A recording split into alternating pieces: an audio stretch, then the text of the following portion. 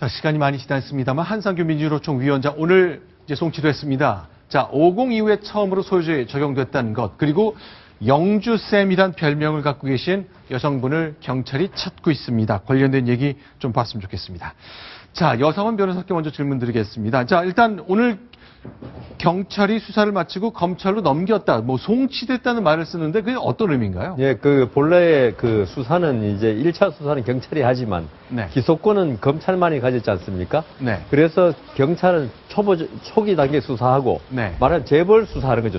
초벌구이, 재벌구이처럼. 네. 예, 그러니까 기소를 하기 위한 검찰의 수사가 시작됐다는 거죠. 자, 그래서 이제 그동안 남대문 경찰서 구치소에 있던 한상균 위원장, 이제는 자, 죄송합니다. 유치장에 있던 한상균 위원장이 이제 검찰로 송치되면서 이제 구치소로 가게 되는 거죠. 서울구치소로 가는 거죠. 네.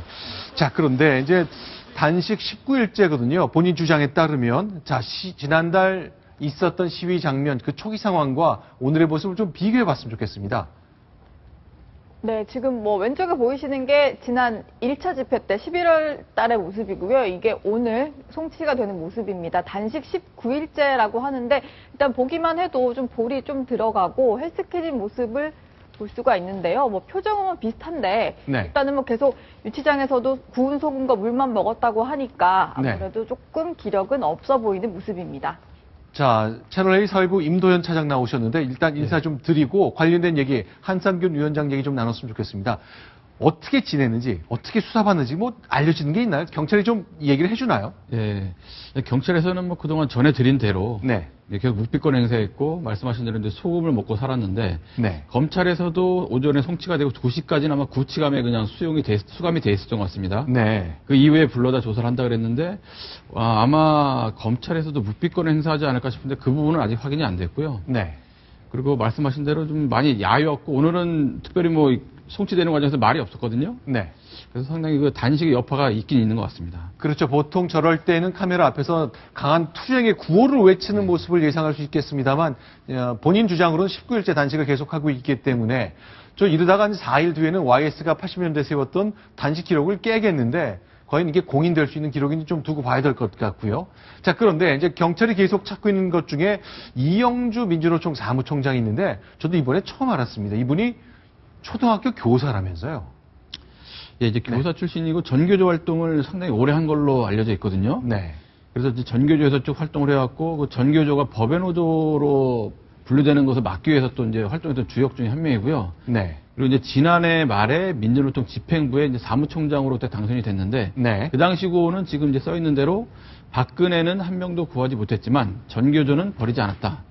이건 이제 지난해 있었던 이제 세월호 참사를 빗댄 그 구호로 이제 해석이 되고요. 네. 그리고 이제 머리도 짧게 잘랐는데 네. 머리는 별명이 먼저 설명드리자면 영주쌤, 이영주 사무총장이기 때문에 이영주 선생님을 줄여서 영주쌤. 예. 것이고 또 교사를 선택한 것에 대해서도 스스로 교대학비가 싸서 갔기 때문에 적성을 먼저 따진 것보다는 네. 그래서 아이들한테 미안하다 이런 고백을 한 적도 있었고요. 네.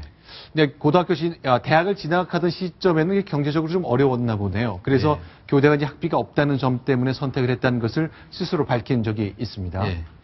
그리고 보다시피 네. 이제 머리가 짧은데 이것은 올해 9월에 네. 국회에서 논의되고 있는 이제 노동법 개정 이 문제에 대해서 노사정 대타협이 이뤄지기 때문에 거기에 항의하는 차원에서 삭발했습니다. 그래서 이제 머리가 이제 짧은 상태고요. 자, 이번에 이제 3차 민중 총궐기 대회도 준비하고 있다 그러는데 일단 경찰이 다시 한번 불허했다는 결정이 금지 통보를 했죠? 그렇습니다. 네. 집회 신청에 대해서는 허가 불허가란 말을 쓰지 않고요. 네. 경찰이 여러 가지 사유, 그러니까 폭력으로 변질될 우려가 있다. 여러 가지 집시법에 규정된 사유가 있습니다. 그러면 네. 금지 통보를 하는 겁니다. 네. 자, 그럼 임도현 차장. 네. 근데 현대자동차가 이제 금속노조 산하로 이제 네. 민주노총을 구성하는 중대 축이잖아요. 네, 그렇습니다. 거기서도 이제 이런 불법 파업 관련된 것 때문에 고소 고발이 계속 이어지고 있죠. 이거는 이제 이틀 전에 있었던 네. 16일 한상균 위원장이 체포되기 전에 기자회견에서도 밝혔던 바로 이제 전국 민노총 소속 사업장의 총파업 그 얘기인데요. 네.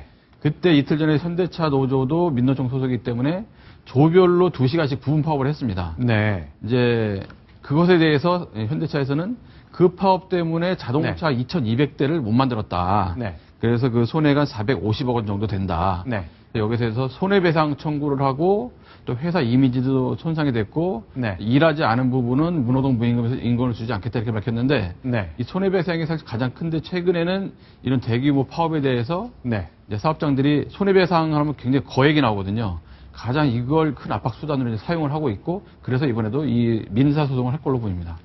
알겠습니다. 자, 지금 보셨던 그 눈발이 날리는 장면, 이틀 전 수요일 날 있었던 총파업 겸 총파업 날짜의 시위인데 전주 지역으로 생각됩니다만 굵은 눈발이 내리는 가운데 파업은 계속되고 있었습니다.